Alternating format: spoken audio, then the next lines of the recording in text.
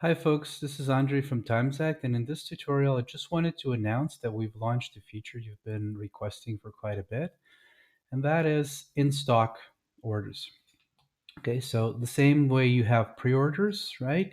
You can now use the app for items that are actually in stock and use all the features that you're used to from the pre-orders. So you have like discounts, badges, changing the button name, adding a message here, adding a message to the cart label, um, countdown timers, you name it. It's all available. And of course, the dynamic variables if you want to count stock or count down to an end date. So that's all possible now. Okay. I just wanted to show you where you could actually change this. So if you go to the templates, you'll notice that now we have a new template for in stock.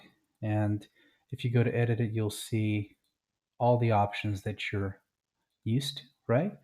And here under products, there is the in stock tab where you can add products. And of course, when you do add a product and you make your selection, there will be a new section. So if I just wanted to set this as in stock, I would go here and I would enable it. I'm going to be making some additional videos to show you how you can actually mix this together with the other options, right? But for now, just know that this is available to you. The way we've incorporated it into our business model, because there are quite a few of you that have requested just the in-stock parts, so not necessarily needing other options.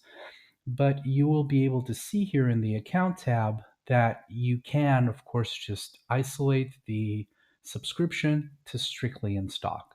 And of course, you can choose to mix it in with the back in stock notifications and the pre-orders to create like a plan that's all encompassing. And as you remember, the higher the tier of the plan, the higher the discount you can get. So something to think about.